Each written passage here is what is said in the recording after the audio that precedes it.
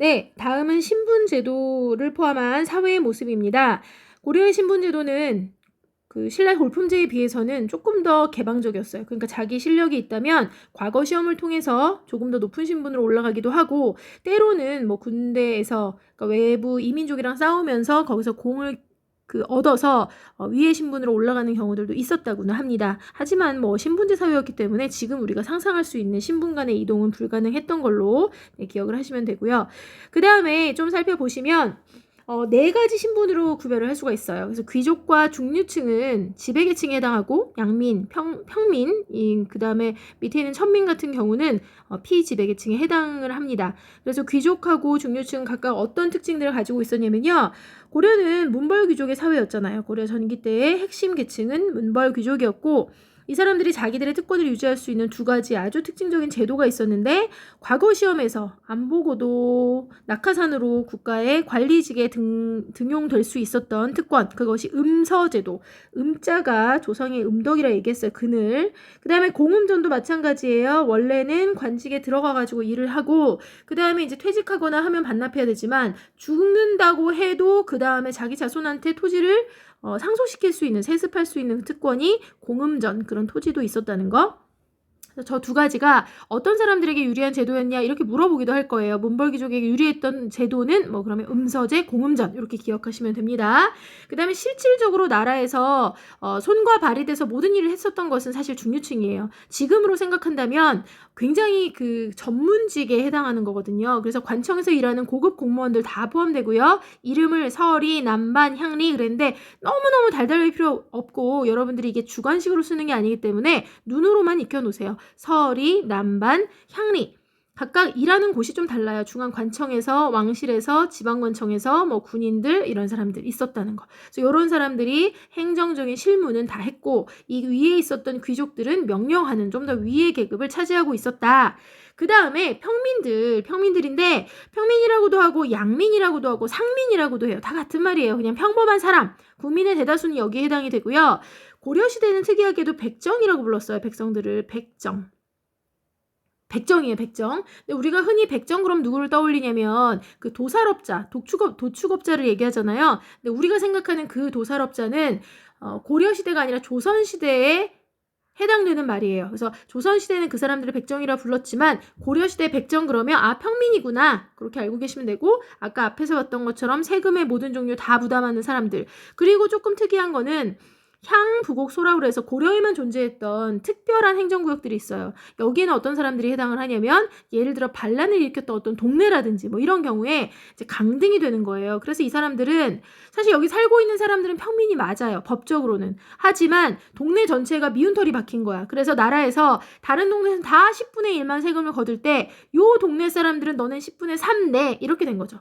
차별대우를 받은 거예요. 차별대우. 세금에 대해서 차별대우 받았고, 이 차별대우가 너무 가혹하다 싶어가지고 도망가려고 하는 게 가능할까? 안 되죠. 법적으로 안 되는 거예요. 잡아냈었어요. 그래서 거주 이전의 자유도 매여 있고, 그다음 세금의 부담도 컸던, 차별대우 받았던 특수행정구역이 향부곡소라는 게 고려시대에 존재했다. 이렇게 알고 계시면 되고, 천민은 뭐 조선시대까지 쭉 노비를 포함하는 사람들이었다. 그 다음에 이제 사회 안에서 백성들이 안정돼야 나라 입장에서도 세금을 걷고 그 사람들을 기준으로 나라를 운영해 갈 수 있기 때문에 정말로 빈곤층의 나락으로 떨어지는 것, 특히 그 사람들이 먹고 살 게 없어서 남의 집 노비가 되는 것은 막고 싶어 했어요. 그래서 어떤 제도들을 만들었었냐면 의창이라는 제도가 제일 대표적인데, 나중에 처음에는 흑창이라는 이름으로도 불렸지만 대부분 우리가 알고 있는 건 의창이에요. 그래서 의창은 뭐냐면 춘대춘합, 자주 이 이름이 등장을 할 텐데 춘대춘합의 제도예요. 춘대춘합. 그래서 춘대춘합이라는 건 말 그대로 봄에 대여했다가 곡식을 대여했다가 가을에 추수할 때 거둬들인다. 그러니까 너무 가난한 사람들은 가을에 추수한 거를 겨울에 죽지 않으려고 홀랑 까먹는 거예요. 막상 농사 짓는 봄이 돼서 씨를 뿌려야 되는데 뿌릴 게 없이 다 먹어치웠잖아. 그러면 어떡해. 1년 동안 농사 못 지으면 손가락 빨고 있다가 결국은 노비 될 텐데. 그래서 나라에서 봄에 그 씨앗 뿌릴 때 쌀을 빌려주는 거예요. 그러니까 곡식을 빌려주는 거고, 거의 이자 붙이지 않고 사실은 대여해주는 그런 빈민구제 목적의 사회제도가 있었다는 거 기억해 두시면 되고요. 의창 전에 똑같은 제도로 뭐가 있었냐면 고구려에, 그렇죠, 진대법 있었고요. 그 다음에 조선시대는 똑같은 이름에 뭐가 있었을까요? 조선 후기 때 환곡이라는 거 있었어요. 그래서 여러분들이 의창이랑 다 똑같은 거야. 고구려의 진대법, 조선 후기의 환곡 다 똑같은 제도로 존재했던 춘대춘합 빈민구제 제도다. 그런 게 있었다고 꼭 기억하시면 됩니다. 자, 그 다음에 이름이 좀 비슷해요. 창이라고 똑같이, 창이라는 건 창고란 뜻인데 상평창이라는 제도가 있었어요. 근데 이게 창이 비슷하니까 의창, 상평창은 뭔가 같은 부류인가 봐 이렇게 분류하기 쉽지만 얘는 전혀 아니에요. 상평창이 무슨 뜻이냐면요. 항상 상자를 쓰고 평은요, 평평하다는 뜻을 써요. 그리고 이거 창은 이제 창고라는 뜻인데 이 단어가 이렇게 들어가면 항상 평평하게 유지하는 창고예요. 뭐를 조절한다고? 물가를 조절하는 기구. 이렇게 있었다는 거. 그러니까 의창과 상평창이 같지 않다를 꼭 기억하시면 돼요. 가끔 저렇게 물어볼 수 있습니다. 그러니까 같은 부류라는 건 의창, 진대법, 환곡이 같은 부류라는 거 기억하시면 돼요.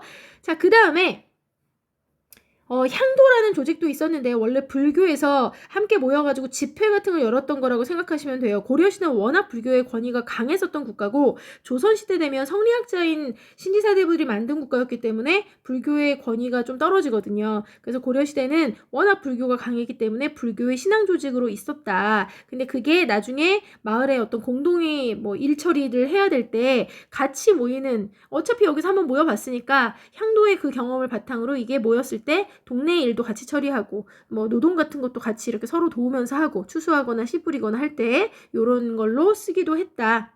이름 정도 알고 계시면 될 것 같습니다. 자, 그 다음 이제 문화인데요. 고려 말기가 되면 원 간섭기라고 여기 써놨는데 특히 이제 고려 후기가 되면 중국으로부터 원어로부터 성리학이라는 학문이 들어와요. 성리학은 송나라 때 만들어졌거든요. 원나라에서 만든 게 아니라. 근데 이제 성리학이라는 게 들어오면서 이게 이제 뭐가 중요하냐면 신진사대부라는 사람들이 저 성리학을 엄청 배웠었던 사람들이고요. 결국 신진사대부는 나중에 무슨 나라를 만드는 사람들이에요? 그렇죠. 조선을 건국하는 사람들이에요. 그래서 조선은 성리학의 국가로 나중에 영향을 받게 됩니다. 그러니까 저 정도만 신진사대부들이 고려 말에 성리학을 수용했고 결국은 조선으로 이렇게 이어진다. 거기만 알고 계시면 되고요.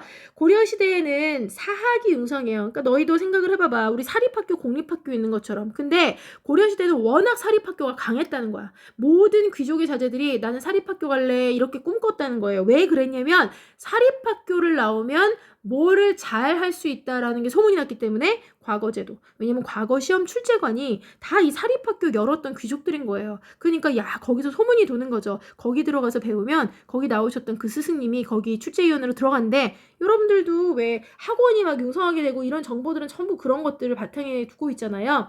그래서 고려 전기 때 사립학교가 엄청 융성했고 얼마나 융성했냐면 12개의 사립학교가 융성을 했다. 그래서 이거 사학 12도라고 불러요. 그중에 대표적인 사람 뭐 해동공자라고 호를 사람들이 막 칭했었던, 해동 말 그대로 중국 말고 해동 바다 동쪽의 공자다. 우리나라를 대표할 만한 사람이다. 뭐 이렇게 얘기했고 그 사람이 세웠던 구제학당, 학원 이름이 메가스터디처럼 특정 학원 언급해서 죄송해요. 구제학당이라는 이름.